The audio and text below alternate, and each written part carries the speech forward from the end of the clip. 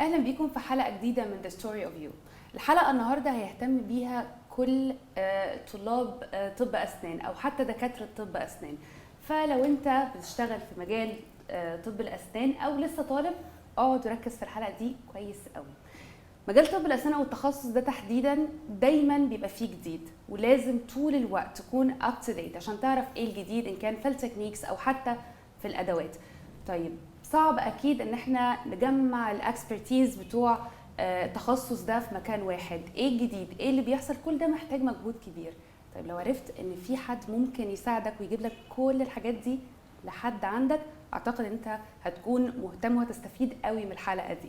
النهارده احنا معانا وجيه طارق ومحمد محسن، co-founders of Tarauchi Endo Institute. نورين.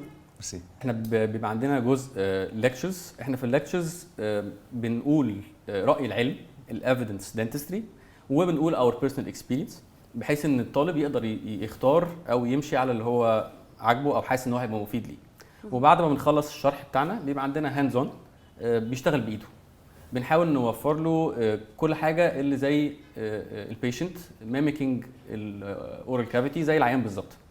فبيشتغل بايده، بيكتسب مهاره، تكنيكس جديده، هدفها ان هي تسهل عليه حياته، لان هي شغلانه صعبه والعين خايف، فبنحاول ان احنا نخليها اسهل، يعني ان هو يطلع مستفيد حاجه.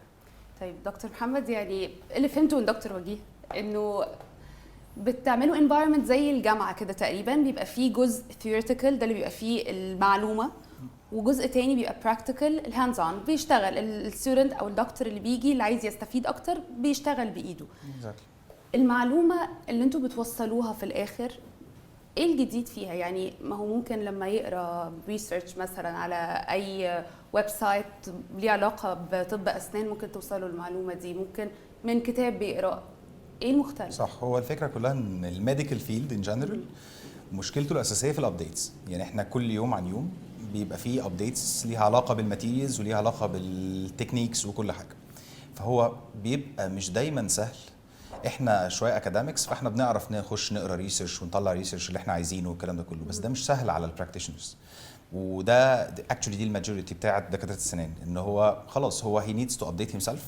عشان كده الكونتينيوس اديوكيشن دايما في الميديكال فيلدز هو دايما حاجه مكمله.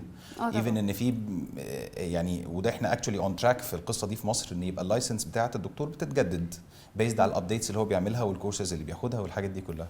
فهو الكونتينيوس اديوكيشن هو جزء مهم جدا جدا جدا في حياتنا. اكشولي واللي احنا حاولنا نعمله ان احنا نبروفايد ريليشن ما بين الافيدنس، كلام اللي هو في بالنسبه للناس ممل في الريسيرش والكلام ده، مع الكلينيكال براكتس، ونحاول نلينك الحاجتين دول ببعض ستيب باي ستيب بروتوكولز، اللي هو لو انت قابلتك الحاله اللي فيها التشالنجز الفلانيه انت هتقدر ان انت تعالجها بالطريقه دي، وتبقى الطريقه دي بريدكتبل، ان انت لو عملتها على اكزاكت يعني كل مره هتطبق فيها البروتوكول ده هتوصل نسبة النجاح بنفس الدرجة. مش هتبقى دايما معتمد على هي ممكن ولا مش ممكن، طب انا هجرب، طب هسأل اكسبرت، طب رأي الاكسبرت ده ساعات ممكن يبقى صح في حالات وحالات لا.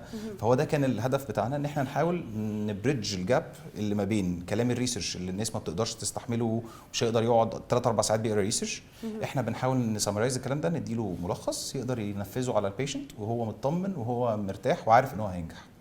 بس وده بيبقى فور ذا جود اوف الاثنين، الدكتور والعيان. اكيد. طيب دكتور وجيه بقى، البروسيس اللي دكتور محمد شرحها دي كلها بتوصلوها ازاي؟ يعني الدليفري بقى بيحصل ازاي؟ احنا بنتعامل مع كل ستودنت بنبقى عارفينه بيرسونال، وبنبقى عارفين هو بقاله قد ايه براكتسنج روت كانال او حتى دنتستري بشكل عام. يعني اي تخصص بقى في طب اسنان، اي تخصص. هو برضو هو الروت كانال هو من اهم الحاجات في العياده، اللي هو اللي بيوجع، اللي ما بينيمش، طبعا اصعبها طبعا. بالظبط. غير ان نجاح العياده بيتوقف جامد على ان انت عندك راجل بتاع روت كانال بيعرف يشتغل او بيريح البيشنتس.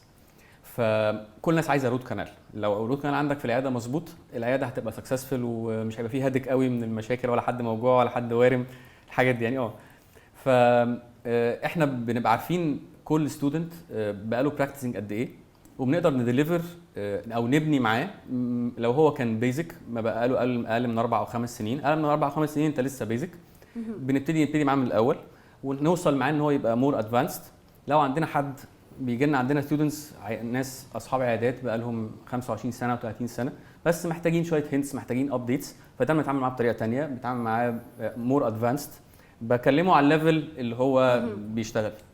مش هي ستاندرد وبتتقال للناس كلها، يعني بنحاول نعمل حاجه كاستم على كل نوع اتندي من الاتنديز اللي عندنا. اللي عايزه اوضحه فكره ان هو مش مجرد سلايد شوز وبندي معلومات كده، لا ده في كمان ورك شوبس او في كلاسز او في يعني في حاجات بيشتغلوها بايديهم. مظبوط. احنا عندنا الورك شوب او الكورس بيبقى جزء منه ثيوريتيكال، بنشرح فيه راي العلم والافيدنس، ومش بقولها لك وبسيبك، لا انت لازم تطبق ده قدامي واصلح لك، اقول لك ده لا اعملها بالطريقه الفلانيه، اعملها غير التكنيك من هنا لهنا، ازاي تقدر ده يخدمك في العياده ويخدم العيان بتاعك. طيب الاسنديز برضه عشان ناكد، انا بشوف دكاتره الاسنان دايما بيبقى معاهم شنطه صغيره كده، هيجوا بيها ولا يجوا ايديهم فاضيه؟ لا هم مش، احنا مش عايزين منهم، عايزينهم يجوا نايمين كويس، اوكي، جاهزين ان هم هياخدوا علم كتير ومهارات جديده.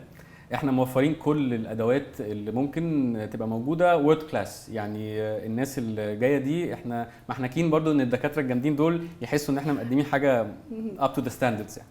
فاحنا مجهزين كل حاجه، عندنا دنتال مايكروسكوبس لكل ستودنت، عندنا زي ما بقول لك 3 دي برينتد مودلز هيشتغل عليها، يعني بالظبط اكنه في العياده، ويمكن احسن ما هو بيشتغل في العياده كمان، يعني بنحاول نوفر له ده، هو مطلوب بس ان هو يجي ينام كويس. بيرفكت. اخيرا بقى، قصدتوا حاجه قبل كده؟ اكيد كل حاجه شكلك بتقصد كتير. كل حاجه دكتور وجيه بتقصد كتير برضو. انا ما بحبش اقساط بس يعني ماشي يعني حاسه منظم قوي.